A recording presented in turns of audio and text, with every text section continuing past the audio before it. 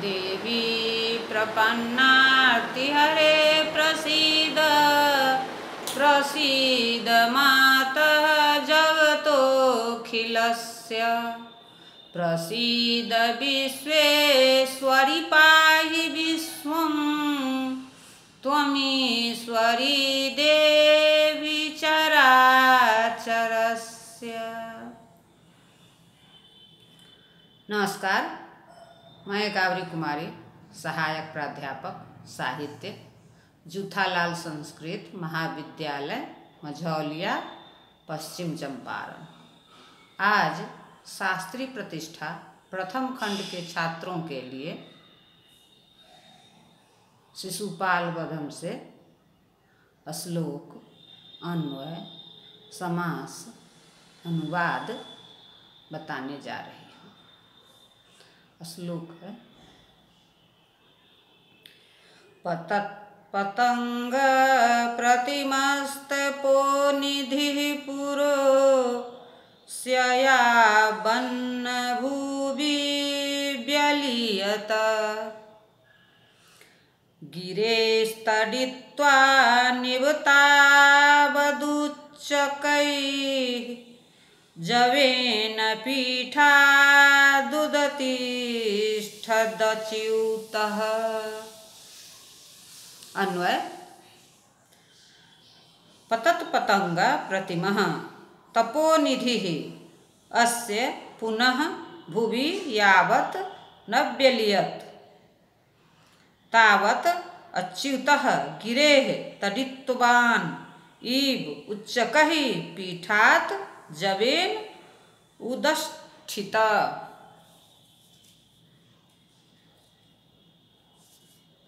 समासः: पतंश्चासौ पतंश्चेति पतत पतंगः स प्रतिमा यस्य सः पतत पतंग प्रतिमः।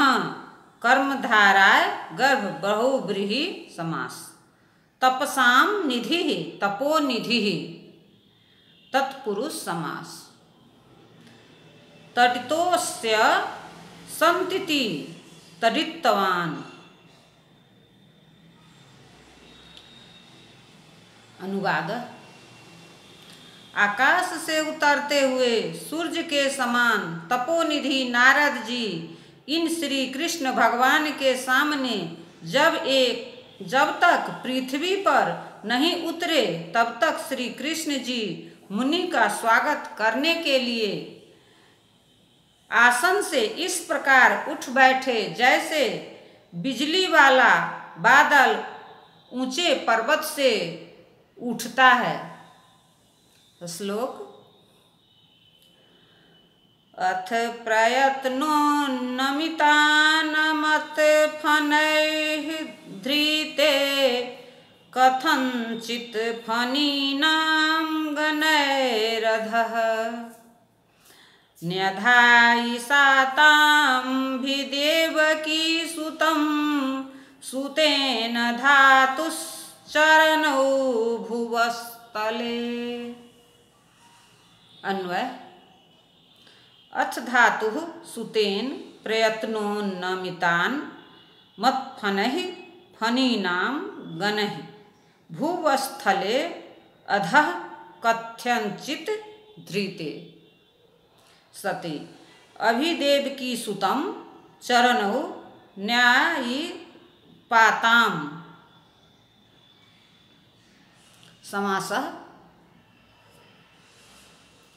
प्रयत्नेन उन्नमिताः प्रयत्नोन्नमिताः प्रयत्नोन्नमिता अपि आन् मनन्तयः फना येषां तहि प्रयत्नोन्नमितान् मत्फनैः बहुव्रीहि समास।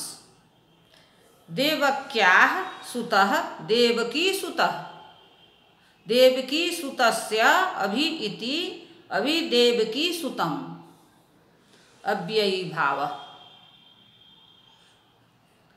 अनुवाद: श्री कृष्ण भगवान के अभ्युत्थानादि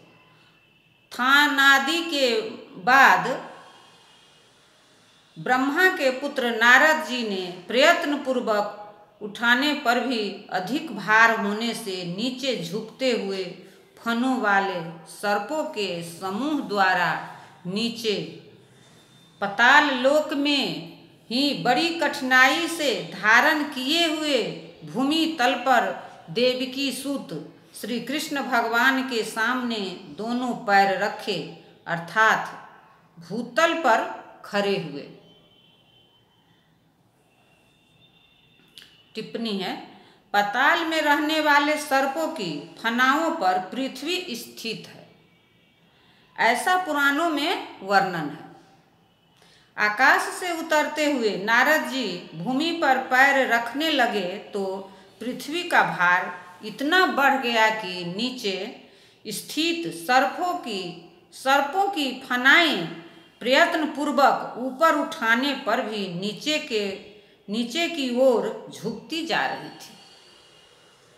इससे नारद जी का गर्वातिशय प्रकट होता है। श्लोक तमर्ध्यमदर्यादिकमादिपुरुषः सपर्यया साधु सपर्यपूजत गृहानुपैतुं प्रणयाद विपस्सवो भवन्ति न पुण्यकृतां मनीषिणः। अन्वय, आदि पुरुष सह अधर्यम तम अर्ध्यादित कया सपर्यया साधु पर्यपूजत मनीषिणः अपुण्यकृतां गृहान् प्रणयात उपैतुम् अभिप्सवः न भवन्ति।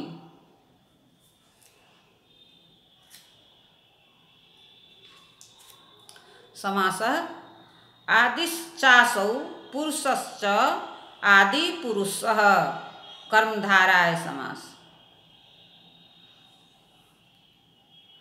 कर्मधारय समास अर्धम अहम तिति अर्ध्यः तम अर्ध्ययम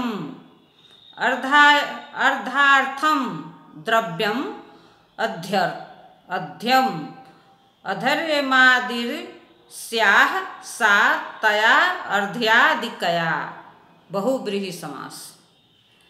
इस संते इति इसिनः मनसः इसिनः मनीषिणः तत्पुरुष समास। पुण्यं कृतवन्तः इति पुण्यकृतः न पुण्यकृतः अपुण्यकृतः तेषाम् अपुण्यकृताम् न तत्पुरुष समास। अनुवाद, आदि पुरुष उन कृष्ण भगवान ने पूज्य उन नारद जी की अर्ध्यादि पूजा की सामग्री से विधि पूर्वक पूजा की। श्री कृष्ण भगवान के लिए नारद जी की इस प्रकार पूजा करना उचित ही था, क्योंकि विचारशील महात्मा लोग अपुण्यात्माओं के घर पर प्रेम से जाने के लिए इच्छुक नहीं होते हैं, अर्थात पुण्यशील व्यक्तियों के घर पर ही प्रेम से जाते हैं।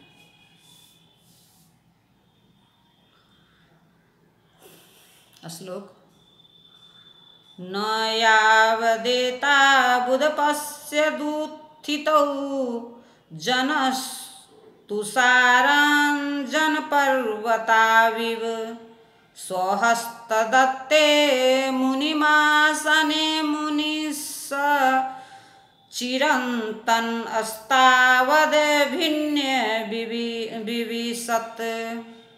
अन्वय, जनः उत्थितौ एतौ तुषाराञ्जन पर्वतौ इव यावत् न उपपश्यत् तावत् चिरन्तनः मुनिः स्वहस्तदत्ते आसने मुनिम् अभिन्य विविशत्। समासः तुषारश्च अंजनं च तुषारांजने तयो पर्वतौ तौ तुषारांजन पर्वतौ। तत्पुरुष समास। स्वस्य हस्तौ स्वहस्तौ ताभ्यां दत्तं स्वहस्त दत्तं तस्मिन् स्वहस्त दत्ते। तत्पुरुष समास। अनुवाद। वहाँ पर उपस्थित लोग हिमालय तथा नीलगिरी के समान खड़े हुए इन नारद और श्री कृष्ण भगवान को जब तक देख भी नहीं पाए थे कि तब तक प्राचीन मुनि श्री कृष्ण भगवान ने अपने हाथ से दिए हुए आसन पर मुनि नारद जी को बैठा दिया। टिप्पणी। प्राचीन मुनि। पुराणों में प्रसिद्ध है कि भगवान ने नारायण रूप से बहुत काल तक बद्रिका आश्रम में तप किया। वे ही दूसरे जन्म में श्री कृष्ण हुए। इसी से पूर्व जन्म के आधार पर भगवान को चिरंतन मुनि कहा है। धन्यवाद।